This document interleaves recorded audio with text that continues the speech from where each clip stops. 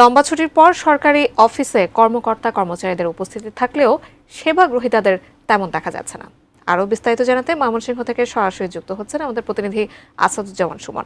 সুমন, আমরা এখানে যেটা বলছিলাম যে কর্মকর্তা-কর্মচারীদের উপস্থিতি দেখা যাচ্ছে, কিন্তু গ্রাহকদের উপস্থিতি সেরকম ভাবে দেখা যাচ্ছে না। কি অবস্থা সেখানকার, আপনার মাধ্যমে জানতে চাই।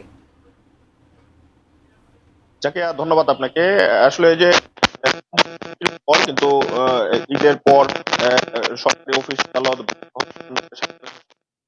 খুলেছে এবং আমরা দেখেছি যে এখানকার যে কর্মচারী রয়েছে তারা কিন্তু নতুন পাঞ্জাবি পরে তাদের যে সহকর্মী রয়েছে তাদের সাথে তারা ঈদের শুভেচ্ছা বিনিময় করছেন এবং তারা অফিস আদালতে তাদের যে কাজ এবং অফিস আদালত দীর্ঘদিন বন্ধ থাকার কারণে যে ধুলাবালি জমেছিল সেগুলো কিন্তু পরিষ্কার পরিচ্ছন্নতার কাজ করছেন। সব মিলিয়ে কিন্তু আমরা দেখেছি যে ময়মনসিংহ জেলার যে সরকারি অফিস আদালত গুলো রয়েছে সেগুলোতে সরকারি যে কর্মকর্তা কর্মচারী রয়েছে তাদের উপস্থিতি ছিল চোখে পড়ার মতো, কিন্তু যারা এই সেবা গ্রহীতা তাদেরকে কিন্তু তেমন চোখে পড়েনি আমাদের।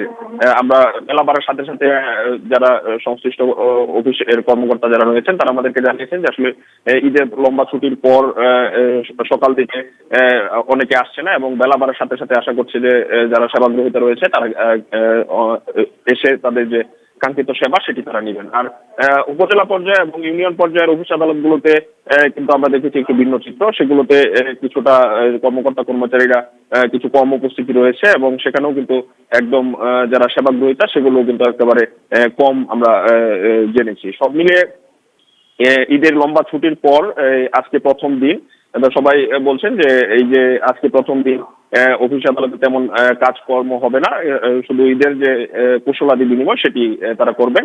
তারপর আগামীকাল থেকে বা আজকে দুপুরের পর থেকে যদি সেবা গ্রহীতারা আসে তাহলে তারা কাঙ্ক্ষিত সেবা প্রদান করবেন এবং সেবা গ্রহীতা যারা রয়েছেন তাদেরকে তাদের সেবা দিতে দিবেন। তো ময়মনসিংহ থেকে জাকিয়া, এই ছিল আমার কাছে ঈদ পরবর্তী অফিস আদালতের বিষয়ে সর্বশেষ। জাকিয়া।